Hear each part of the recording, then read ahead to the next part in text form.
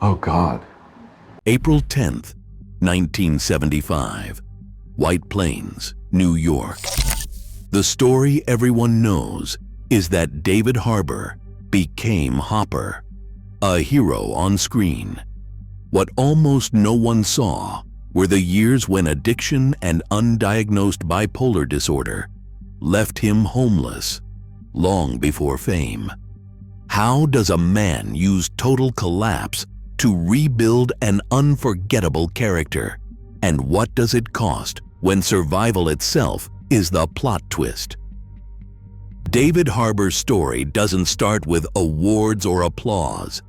It begins in White Plains, New York, where the air smelled of cut grass and ambition. Born on April 10th, 1975, he grew up in a house where both parents made their living in real estate. A world of open houses, polite smiles, and the quiet pressure to always present your best face. His father, Kenneth, and his mother, Nancy, worked side by side, teaching their son the subtle art of reading a room, of holding yourself together when the world might be falling apart behind closed doors. From the start, David felt the pull of performance, not just on stage, but in daily life, at family dinners, in school hallways, even in the way he watched people move through the world. He found early inspiration in Kenneth Branagh's sweeping film adaptation of Henry V. After seeing it, something clicked. Shakespeare wasn't just for textbooks. It could be thunderous, alive. The idea of becoming an actor took root, stubborn and wild. At Byram Hills High School in Armonk, David threw himself into theater. The stage offered a kind of shelter, a place where he could try on different skins and speak lines that felt truer than his own thoughts. He was intense, restless, always reaching for something just out of sight. That hunger followed him north to Dartmouth College, where he studied drama and Italian, graduating in 1997. Dartmouth demanded discipline, long nights memorizing lines, dissecting scripts, wrestling with the demands of classical theater. He joined Sigma Phi Epsilon, finding community in the charged energy of rehearsal rooms and fraternity life. Summers meant Shakespeare in Maine, performing The Tempest and Hamlet at the theater in Monmouth, learning to build a character from the ground up. But behind the promise, the cracks were already forming. Harbour started drinking as a teenager. At first, it was a way to loosen the knots inside him, to quiet the doubts that never seemed to leave him alone.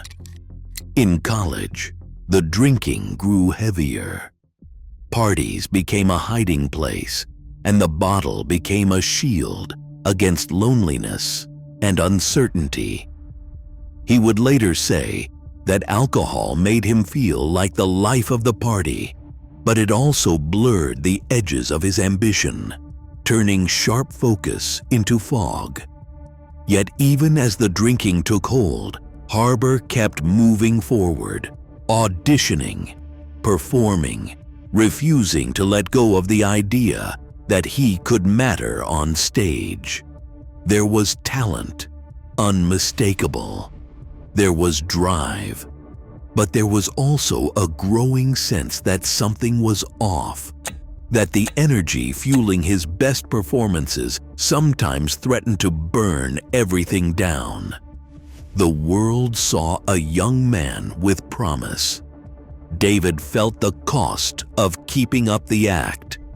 By the time he left Dartmouth, Harbour was carrying both the tools of his craft and the weight of habits that would haunt his early years as an actor. The stage lights were bright, but the shadows behind them grew longer with every step. By his mid-20s, David Harbour was running out of places to hide. The parties had stopped being fun. Nights stretched into mornings with no memory of how he got home, if he had one at all. There were stretches when he did not. He bounced between friends' couches and cheap rentals, sometimes with nowhere to go but the city streets. Hunger gnawed at him, but loneliness bit deeper. He was 24, broke, and exhausted by the effort it took just to keep going. The bottle that once made him feel invincible now left him stranded, staring at ceilings and wondering if the world would notice if he vanished. It was during this time, when the bottom finally fell out, that he made a decision. He called a friend who was sober. He admitted he could not do it alone. The first days without alcohol were brutal. Shaky hands, sleepless nights, every nerve exposed. The world felt raw and unfiltered, but he kept at it. He joined a 12-step program, showing up even when he felt like an imposter. Each day sober was a small victory, a thread pulling him back from the edge. A year later, just as his body began to heal, his mind turned against him. At 25, he spiraled into a manic episode. He stopped sleeping, convinced he was on the verge of some cosmic revelation. Thoughts raced, reality blurred. His parents saw the danger. They helped him check into a psychiatric facility, a place that promised safety but felt like surrender. The word voluntary lost its meaning as soon as the doors locked behind him. Inside, doctors gave his pain a name: bipolar disorder. He was 26. The diagnosis was both a relief and a sentence. Finally, the wild swings, days of unstoppable energy followed by weeks of darkness, were not just personal failings. But knowing what was wrong did not make it easier to live with. Treatment meant trial and error. Medications dulled the highs and the lows, but left him feeling muted. Therapy sessions scraped old wounds raw. He met weekly with a social worker, paying what he could on a sliding scale. Money was tight, but he refused to let cost be an excuse. Sobriety and treatment became his scaffolding. Every day demanded discipline, taking pills, making meetings, keeping promises to himself that no one else could see. There was no quick fix, no triumphant return, just the slow, stubborn work of staying alive and learning to trust the ground beneath his feet. The world outside kept moving, but inside those walls, Harbour began to rebuild. Not for applause, not for a role, but for the chance to live without fear of being swallowed whole by his own mind. The climb back would be long, but for the first time, he could see a path forward, one honest step at a time. David Harbour's recovery didn't just keep him alive, it became the foundation of his craft. When he stepped onto Broadway in 1999 for his professional debut in The Rainmaker, he was still learning how to steady himself, both on stage and off. The discipline of sobriety and the rigor of therapy bled into his work ethic. He was the kind of actor who showed up early, stayed late, and knew every line, his own and everyone else's. 6 years after that debut, Harbour's performance in Edward Albee's Who's Afraid of Virginia Woolf earned him a Tony nomination. The role demanded emotional honesty, and audiences felt it. He did not win, but the nomination marked him as a serious talent in New York theater circles, a working actor's kind of recognition. Hard-fought, quietly respected. For the next decade, Harbour kept climbing. He took every part he could find, on stage, on television, in films. The grind was relentless, but so was he.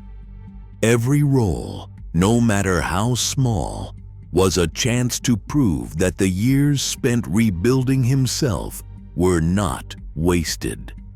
Then, in 2016, came the call that would change everything. Harbour was cast as Jim Hopper in Stranger Things. The character, a wounded, haunted police chief, fit him like a second skin. Harbour poured his own battles with addiction and grief into Hopper, and the world noticed. In 2018, his work as Hopper earned him an Emmy nomination for Outstanding Supporting Actor. Suddenly, he was more than a respected stage actor. He was a global name. Offers followed. The title role in Hellboy in 2019, and a spot in the Marvel Universe as Red Guardian in Black Widow by 2021. Each milestone was built on years of unseen labor and the daily stubborn choice to keep going. For Harbour, the breakthrough was never just about fame. It was proof that the slow, steady work of recovery could shape not only a life, but a legacy. Fame does not untangle the knots inside a person. When David Harbour married Lily Allen in September 2020, it felt like a chance at quiet stability. It was a private ceremony in Las Vegas, just family, far from the noise of red carpets. They built a home together, blending routines and raising Allen's daughters. For a while, it worked. But two global careers rarely moved in sync. Harbour's filming schedule stretched for months, and Allen's music pulled her across continents. The distance between them grew, measured not just in miles, but in missed calls and the strain of public life. By early 2025, the marriage ended. The separation did not stay private. Headlines circled, echoing the old fear that nothing built on hope is safe from collapse. At the same time, a different kind of pressure arrived. Reports surfaced that Millie Bobby Brown, the young co-star who called him her on-screen father, had filed a formal complaint about his behavior during production. The nature of the complaint was never made public, and speculation spread quickly. An internal investigation began. Harbour, already carrying the weight of old doubts and the ache of recent loss, now faced questions he could not answer in private. The world watched for cracks.